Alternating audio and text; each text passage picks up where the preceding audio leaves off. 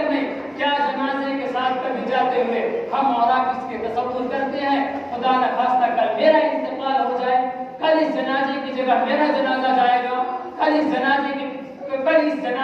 اس ڈولے کے اندر اور اس تختے کے اوپر جو لیٹا ہوا ہے، ہو سکتا ہے کل میں لیٹا ہوا ہوں گا، آج جس کو میں نے قبر میں دفن کیا ہے اس کے بغل میں ہو سکتا ہے کل میرا قبر کھودا جائے گا۔ ان چیزوں کا تصور ہونا چاہیے، آخرت کا تصور ہونا چاہیے۔ جناب رسول اللہ صلی اللہ علیہ وسلم جنت البقیع کی قبرستان میں جاتے تو آپ علیہ السلام کے چہرے مبارک پر آنسو کی لڑی ہوتی تھی، اور جناب رسول اللہ صلی اللہ علیہ حضرت عثمان غنی رضی اللہ تعالی عنہ کے بارے میں آتا ہے کہ جب آپ قبرستان تشریف لے جاتے تو قبروں کے سامنے بیٹھ کر کے اتنا روتے کہ حضرت عثمان غنی رضی اللہ تعالی عنہ کی داڑھی مبارک تر ہو جاتی تھی۔ کسی نے پوچھا تھا اے عثمان رضی اللہ تعالی عنہ، آپ جنت و جہنم کے تذکرے سے اتنا زیادہ خوف نہیں کھاتے، آپ جنت و جہنم کے تذکرے سے اتنا آنسو نہیں بہاتے، آپ جنت و جہنم کے تذکرے کرنے سے اتنا زیادہ نہیں روتے،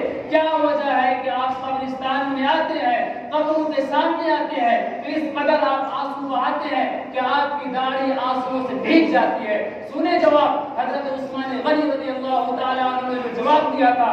حدیث کی کتابوں میں یہ جواب، تاریخ کی کتابوں میں یہ جواب سونے کے پانی سے لکھا ہوا ہے۔ حضرت عثمان غنی رضی اللہ تعالی عنہ نے فرمایا کہ لوگوں، تم مجھ سے پوچھتے ہو کہ قبر کے پاس میں آ کر کے اتنا آنسو کیوں بہاتا ہوں؟ اللہ کے رسول علیہ السلام کے اس فرمان کی وجہ سے کہ جناب رسول اللہ صلی اللہ علیہ وسلم نے بیان فرمایا کہ قبر یا تو جنت کے باغوں میں سے ایک باغ ہے یا قبر جہنم کے گڑھوں میں سے ایک گڑھا ہے۔ جسے اس پہلی منزل میں جسے قبر میں نجات حاصل ہو گئی، اسے اگلی اسٹیشنوں میں بھی نجات حاصل ہو جائے گی۔ اور جو پہلی اسٹیشن میں جو قبر کی گڑھے میں پھنس گیا، حضرت عثمان غنی رضی اللہ تعالیٰ عنہ فرماتے ہیں کہ آخر کی منزلیں، بعد کی جو منزلیں آئیں گی ان منزلوں میں بھی وہ انسان پھنستا جائے گا۔ اے لوگوں، مجھے ڈر ہے، مجھے خوف ہوتا ہے کہ میرے مرنے کے بعد کہیں قبر مجھے بھی نہ دبائے، کہیں قبر کے اژدہے مجھے بھی نہ ڈسے، کہیں قبر کے بچھو مجھ پر بھی مسلط نہ ہو جائے،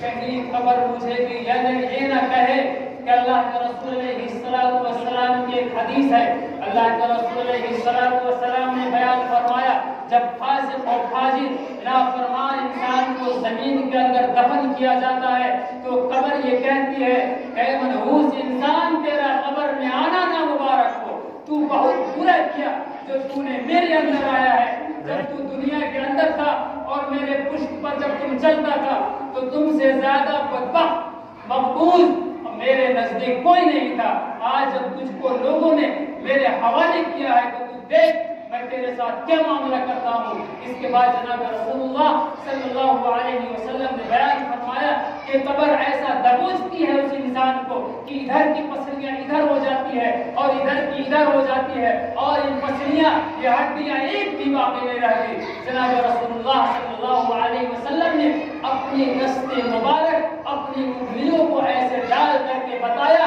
کہ اس طرح سے قبر دبوچتی ہے کہ انسان قبر سے ادھر ہو جاتا ہے۔ حضرت عثمان غنی رضی اللہ تعالیٰ عنہ بیان فرماتے ہیں یہی وجہ ہے کہ میں قبر کے سامنے آ کر کے موت کے خوف سے نہیں بلکہ عذاب قبر کی وجہ سے روتا ہوں کہ کہیں اللہ جل شانہ مجھے ان میں مبتلا نہ کر دے۔ اور ہم اور آپ قبر میں جاتے ہیں، قبرستان میں جاتے ہیں اور جانے کی دعا تک یاد رہے، اور دعا کرتے ہیں تو دعا کا مطلب بھی نہیں جانتے۔ کیا ہم میں سے سلام نہیں کرتے قبر میں جا کر کے؟ لیکن پھر بھی ہم اپنی گناہوں سے باز نہیں آتے، پھر بھی ہم توبہ نہیں کرتے، پھر بھی ہم نمازوں میں حاضر نہیں ہوتے، پھر بھی ہم قرآن کریم کی تعلیم اور قرآن کریم کی تلاوت سے غافل ہیں۔ میرے دوستو، جب تک زندگی ہے، جب تک سانسیں باقی ہے، اللہ جل شانہ وعم نوالہ کی نعمت سمجھے اور اپنی پچھلے گناہوں سے توبہ و استغفار کرے۔ میرے محترم بزرگ اور دوستو، قبرستان میں جاتے ہیں تو یہ کہتے ہیں السلام علیکم یا اہل القبور یغفر اللہ لنا ولکم انتم سلفنا ونحن بالاثر۔ سلامتی ہو اے قبر والو اور تم پر اللہ کی رحمتیں ہو اے قبر والو، تم ہم سے پہلے آ گئے اور ہم قریب تمہارے پیچھے آنے والے ہیں۔ دعا کرتے ہیں اور ان لوگوں کو یہ بھی کہتے ہیں کہ آپ آ گئے، آپ کے پیچھے ہم بھی آنے والے ہیں، لیکن ہمارے جانے میں اور ہم لوگ جانے کی تیاری کرتے ہیں، اس کا بھی احساس ہونا چاہیے کہ جانے کی کیا تیاری کر رہے ہیں۔ ہم نمازوں کو، اللہ کے رسول علیہ السلام کی سنتوں کو، قرآن کریم کے حکموں کو کتنا پامال کر رہے ہیں، کتنا توڑ رہے ہیں۔ اللہ جل شانہ ہمیں بھی اور آپ کو بھی سچی پکی توبہ کی توفیق نصیب فرمائے، نمازوں کی پابندی کی توفیق نصیب فرمائے۔ وآخر دعوانا